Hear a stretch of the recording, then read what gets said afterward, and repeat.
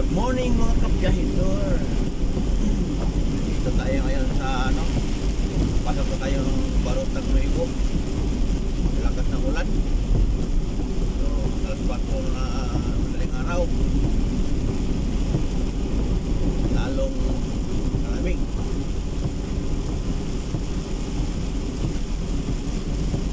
So, napakadilim dito o walang walang mga ilaw sa posting na matino.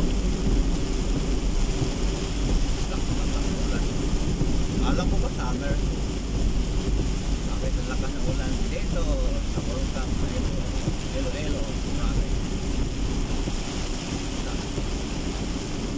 Alam ko bahala nyo mga ganito.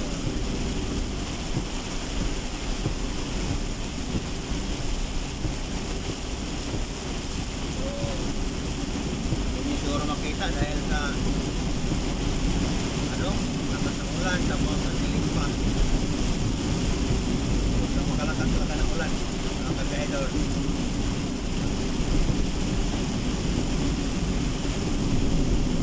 Talaga naman ang ulan na makataw.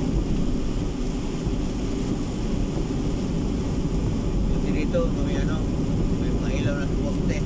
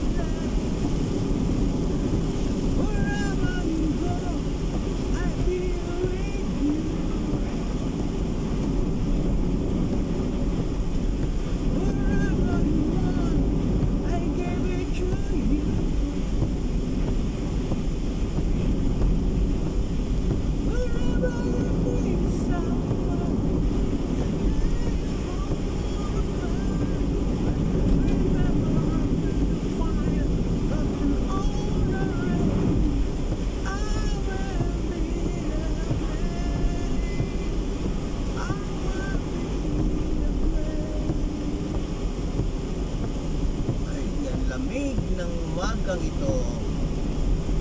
Malamig talaga magkabiro ng umaga ngayon.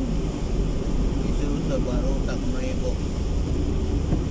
Laki naman, napaka-itim talaga ng dito. Palto ng graan nila. Kaya halos wala akong makikita sa daan. Buti na lang mayroong mga lampos na nakatulong sa atin para makikita yung daan kahit konti lang. Problema nito kung may tumatawid na nakaitim, no? Ito ng pikado.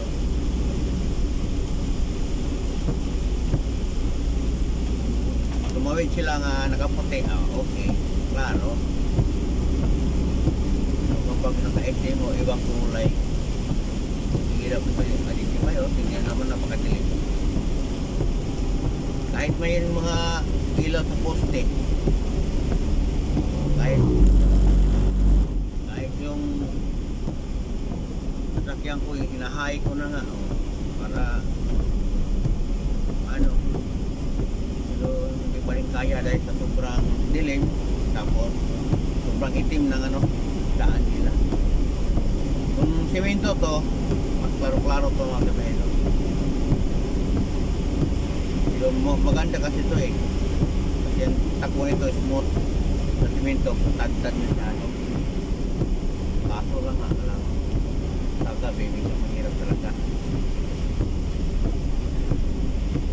Patinted pa yung sasakyan mo, nahalo na talagang idilat mo ang mata para makikita ang dapat mo makita. Hanggang dito lang ako kapyahidor. Pinakita ko lang sa inyo ang sitwasyon ko sa madaling araw magbiyahe sa dito sa probinsya ng Iloilo. Kayo naman kumusta? Masaya ba ito? Maganda ba ang natin? Biyahe na ito?